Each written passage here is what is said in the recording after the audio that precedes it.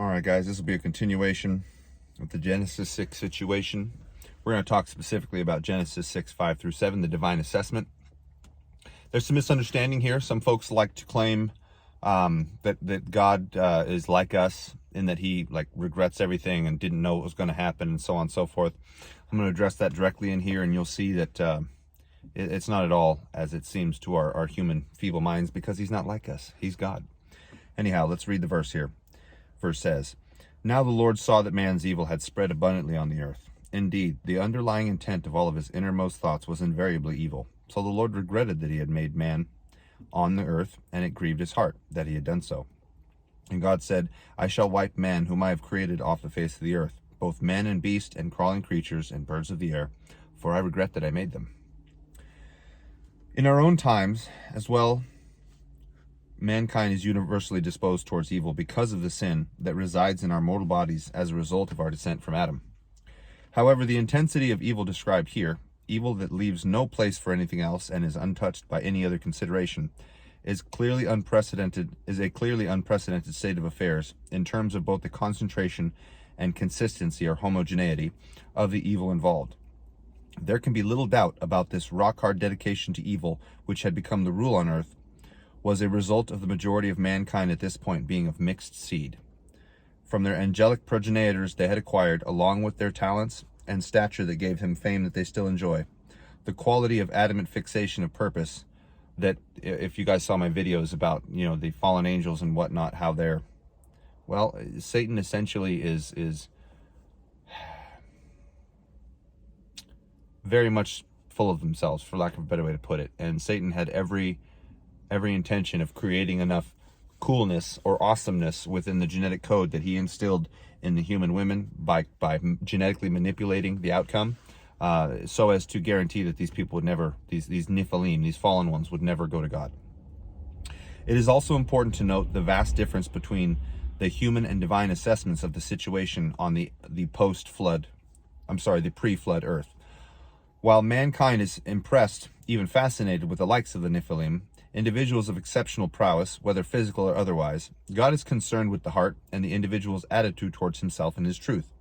These pre-flood supermen may be the stuff of human legend and may continue to capture the imagination of mankind even today, but to God their complete lack of respect for him and total absence of any desire for a relationship with him provoked a quite different response.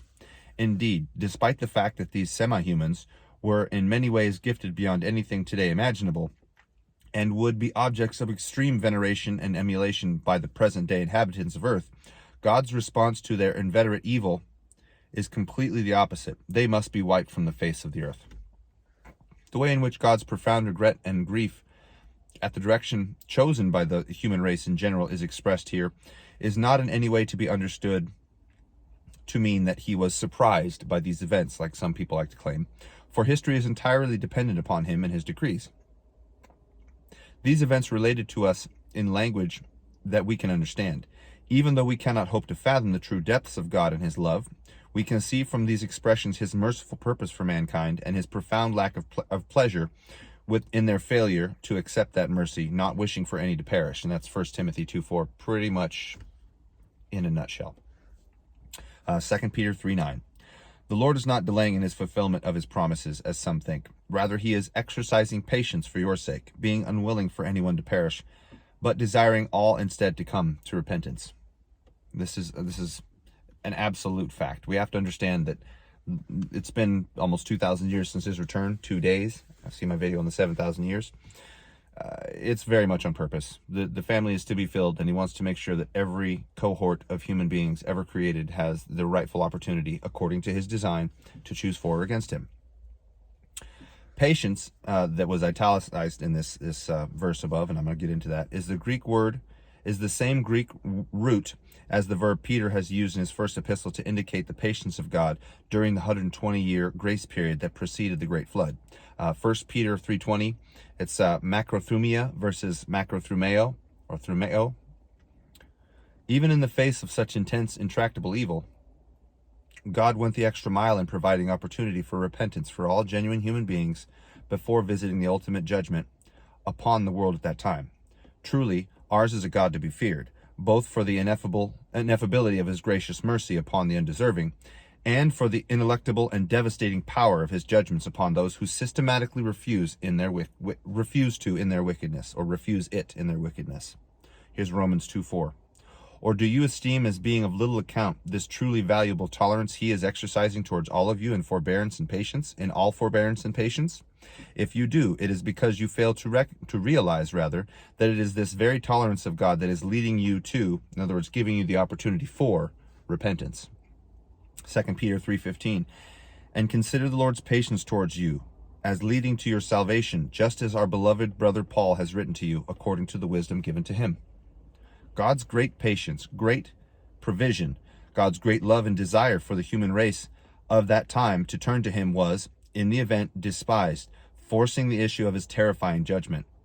Only after it had been demonstrated once and for all to see that in spite of extraordinary patience and provision, the human race had become irredeemably corrupt, did the deluge begin. That judgment, of course, was a total one, exterminating not only all of polluted mankind, but all lesser creatures as well, leaving not even a hint of pollution by association to survive. But God does not blot out the righteous with the wicked. One man had turned to God, and so by his righteousness, the righteousness imputed by God to those who turn to him, Genesis 15:6, stood in the gap for our entire race. That man is Noah. I'm going to talk about him next. That will be a really, really awesome thing to understand. Again, we're coming upon the days of Noah. It's the reason why I'm relating all of this to you guys and trying to keep it in small, digestible videos. So let me know what you think down in the comments. Like, share, subscribe. Share these things with people that don't understand what's going on. It's not just a matter of things going crazy in the world looking like it's going to be flooded, although it will be flooded with evil for sure. It will be mainly because it will seem like there are no faithful left. That was one of the biggest reasons why the days of Noah were referenced. And I'm praying it's you guys. I'm praying you guys are with me, because I'm going into this to win no matter what. I'm staying with him no matter what, and I hope you are too. Talk to you soon.